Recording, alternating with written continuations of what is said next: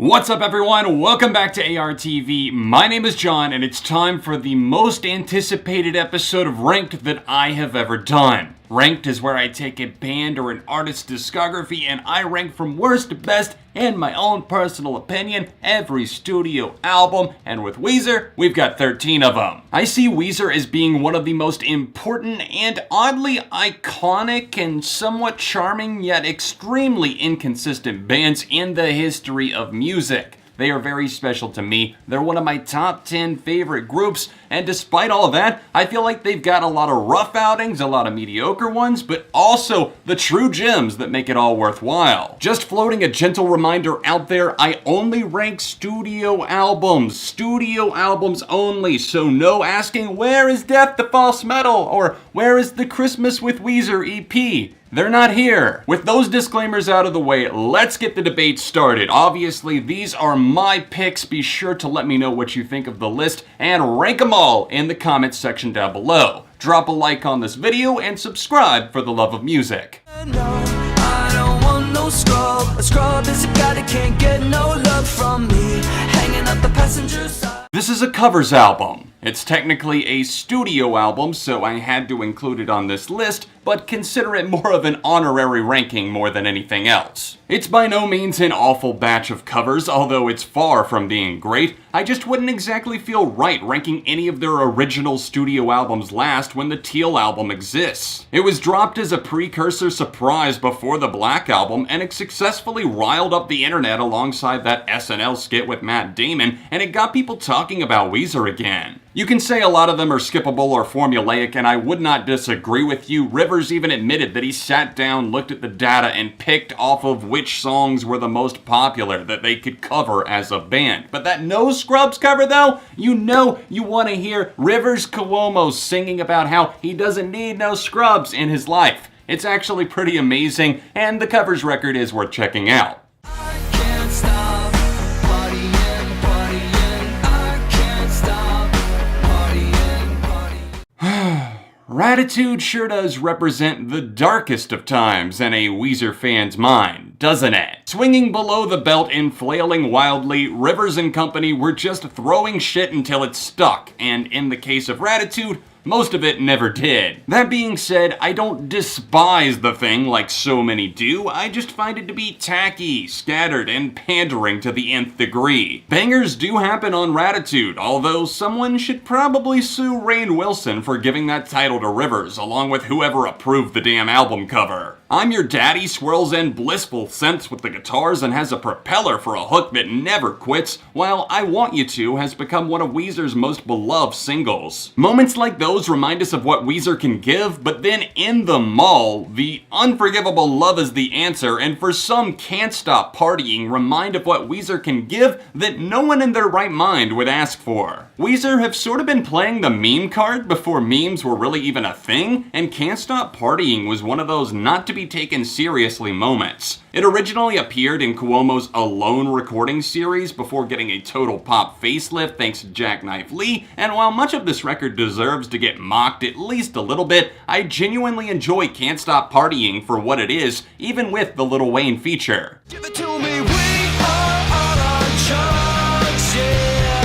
Never getting enough. Can you believe it's been so many years since Weezer toppled the charts and broke into the top 10 of the Billboard Hot 100? Weezer were on fire. They were extremely popular when I was age 13 and just starting to get into music. And my first ever mix CD, yes indeed, contained Beverly Hills. You'd think with that kind of history I might be inclined to rank this album higher based on nostalgia alone, but no, I actually found this album to be pretty cheesy from the start, although I can see what it was going for. The amount of fluff here and the dollar store versions of emo lyrics were disappointing as hell when compared to the likes of their early records. Green Album that came before it wasn't exactly an exercise in poetry, but at least it was fun to listen to because overall, God, this just isn't. The members started to shake up their sound a bit by retaining power pop and alternative as their main genre, but layering in more synths and shining up the production big time with Rick Rubin behind the board. Perfect Situation is still a flawless execution of nerdiness and romance that screams classic Weezer. This is such a pity coasts by on good music and solid lyrics, but really after the first 4 tracks, there's maybe a handful that are worth ever coming back to. Cringing induces throughout the redundant My Best Friend, in addition to Peace, which saw Rivers writing "whoa" as a good 50% of the track's lyrics. Make Believe fizzles out in its final moments, squandering most of the closing tracks away by pumping out cliche after cliche, or even worse, forgettable line after forgettable note. Don't expect much of a shelf life on this one if you decide to give it a spin again. It's not much more than a notch on the belt for Weezer at this point. Die, die, you zombie bastards. We know what you want. The habit of announcing albums way before they're even close to being completed is something that Rivers Cuomo truly needs to break. It's really not flattering when you hype up your record for 3 years and then just drop the most middle of the road, not dark or really edgy at all record possible. It's the ultimate play it safe maneuver, as there's definitely a few darker and more experimental tracks like they hinted at, sure, but also some radio-friendly jams, a couple more classic Weezer sounding tunes. It's really just a mess if we're being honest. I'm tired of having to clean up after Weezer and put the broken pieces of these musical flower pots they keep breaking right in front of me. I pull out the broom, I sweep a pile of songs from an album into a playlist, and then I rarely see the other pieces again. Despite this, there were some other hiding elements that I came to enjoy. California Snow went through what I'll call a diamond covered in coal phase because I couldn't stomach the song for the longest time. Making it through until the first chorus hits is quite the task, but minus the stupid "woo" shouts, this is kind of the darker, more twisted stuff I'd like to hear more of from Weezer. But Byzantine, and more than anything else, the Prince Who Wanted Everything, this is what you think people want to hear, Rivers? Keep it, and please start to focus as a band on making entire bodies of work great, not just a few songs, because once again, this is mediocre, and I'll say it straight to you, Weezer, if you're watching, please, quality over quantity, always. I'ma do the things that I wanna do. I ain't got a thing to prove to you. The Red Album, which at this point was already the 3rd self-titled record by Weezer, seems to be an important body of work to many of those ride or dies out there. I've never seen it as being all that special, even a decade after its release. They had some big ideas for this one, I can't knock that at all, but the facts are that the fruits of their labor never fully materialize on Red. When taking a look at this era, it's important to note how obsessed Rivers Cuomo was becoming with the charts and musical data. It's touched on lightheartedly, but not mistakenly, on the huge hit Pork and Beans. He name-checks Timberland one minute and says Weezer will do whatever they want and don't give a hoot what you think the next, which could have maybe been chalked up to coincidence if it wasn't for the album that followed. It was certainly bold of the band to try out different lead vocalists for the song, as each member got at least one of them on the standard 10-track album. Bassist Scott Schreiner had the best of them all, but it was reduced to a damn bonus track and is largely unknown by the general population.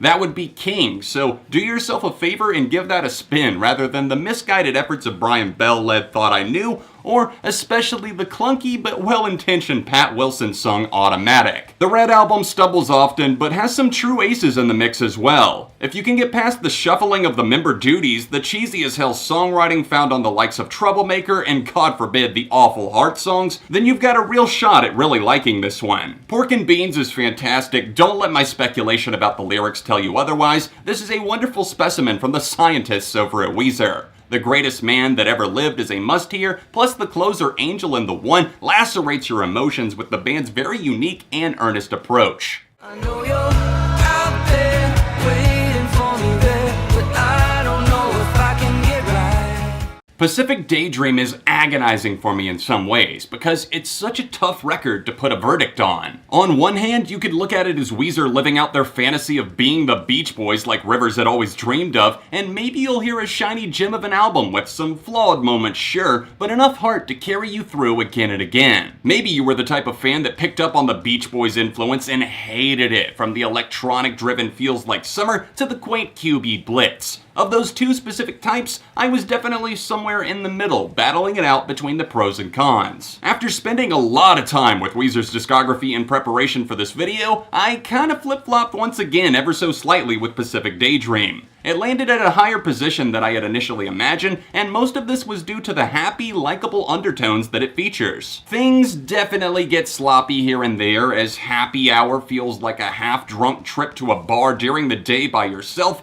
and Beach Boys sounds like it was made for a buddy cop film soundtrack. But there's some diamonds in the rough that do deserve a second look. Sweet Mary is a warm embrace with light twinkling music to accompany the heartfelt delivery, and really, the second half of this album has a decent amount of sleeper hits that didn't show their full potential right away. We definitely get a more classic iteration of the band, with the opening cut that's led by electric guitar, Mexican Fender being truly great, but they managed to harness some calmer energy to make tracks like the 90s tinge Get Right and the fantastic La Mancha Screwjob, which was originally intended for Ube, great. I definitely regret how harsh I was to certain parts of the record because it's obviously grown on me quite a bit. If you initially kind of breezed through it, then give it a second go and see what you think. In the rain, in the sun, everybody needs someone. Having recently completed their longtime contract with label Geffen, Weezer resorted to independent label Epitaph to get out their quick follow-up to the relatively unsuccessful Raditude. The band were in full-on troll mode in some regards after that album, choosing to put Jorge Garcia, aka Hurley from Lost,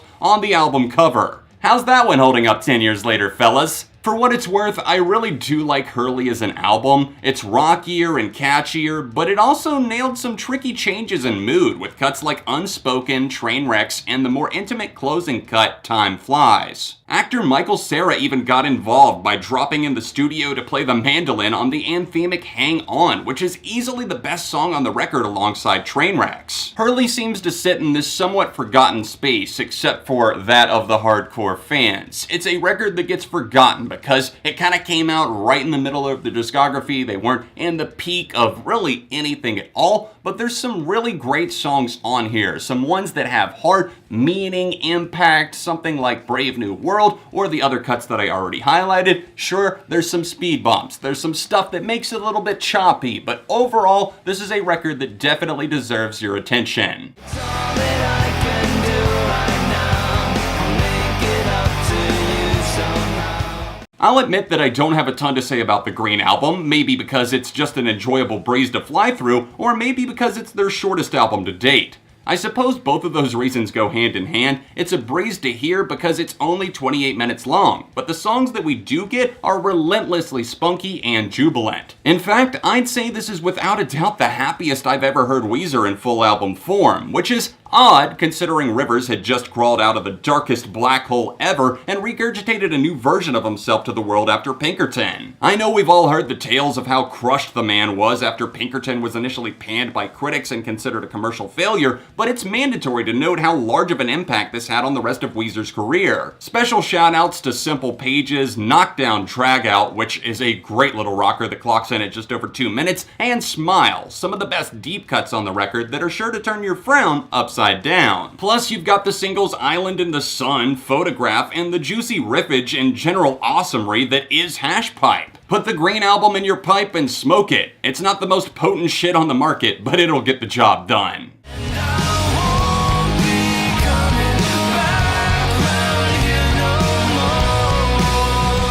more. Division and clashes within fandoms can be frustrating, not just for the fans, but for the band or artist. In Weezer's case, it seems like they constantly switch back and forth between pleasing the hardcore fans and scratching their own creative itches. Maladroit is a rare case that seems to please all parties involved, even if it wasn't the overwhelming commercial titan the label probably wanted after Green. The strangest part of this experience is the lingering presence of heavy metal guitar riffs meshed together with power pop hooks, which works better than you'd really ever expect. I love Maladroit, even if it's not a record that one would frequent every week or anything. There's plenty of style and well-written hooks, just look at how addicting the singles Keep Fishin' and especially Dope Nose are. It's a shame that the UK and Japan only track Living Without You didn't make the cut, as it would have fit right in somewhere in the track list. Since this isn't a popular Weezer album by commercial standards, I highly suggest giving this thing a play in its entirety. December is a beautiful send-off, and there's tons of underrated gems just waiting to be discovered all throughout.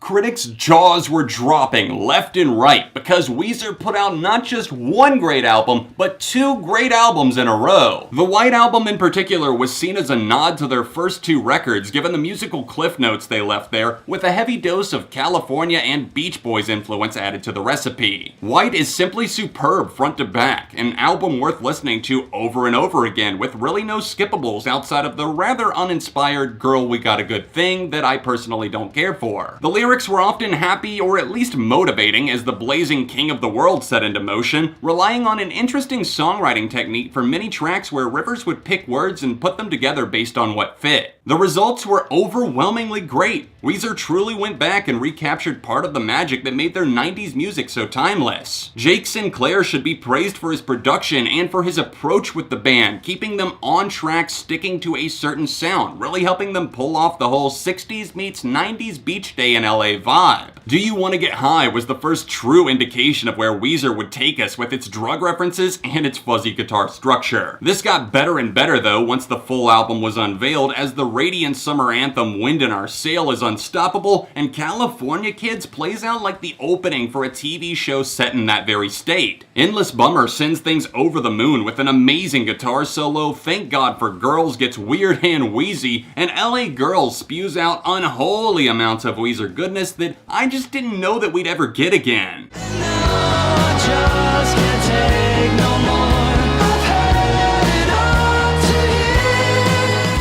Am I gonna have to be the one to say it? Maybe Weezer should take more 4-year gaps in between albums. Everything Will Be Alright in the End is a masterpiece of a different variety that brims with self-aware commentary and exciting energy. It's neither a retread of the 90s or a deliberate middle finger to fans who hate their experiments. This is a landmark immersion into the psyche of a rock band that got caught up trying to be too many different things, as noted by the tongue-in-cheek comeback single Back to the Shack. Even the songs I initially overlooked, such as Da Vinci, later turned out to be some of my favorite Weezer songs of all time, a special feat that eventually led me to declare it the best album of 2014. Rivers openly vents about father figures, fans, and, as always, his relationships or mishaps when it comes to women. There's some genuinely rad guitar licks to be shredded and a remarkable return to form in a lyrical sense. One of the most praiseworthy songs is the wink to the audience eulogy for a rock band, which constantly hints that Weezer are actually the subject of the track about a fallen rock band. Ain't Got Nobody opens up on this blissful riff and group vocal that lets you know right away how hooked you're gonna be on the album, continuing on through I've Had It Up to Here that sees Rivers putting his foot down to the industry and holding his ground, and of course the tears of joy generating Foolish Father that's so full of life and, yes of course, forgiveness. Ubate is a jam and a fucking half, plus it's got the Futurescope trilogy to cap it all off with a 7+ minute firework display. Minus the rather stupid Go Away, you've got no reason at all to ever doubt the album's power.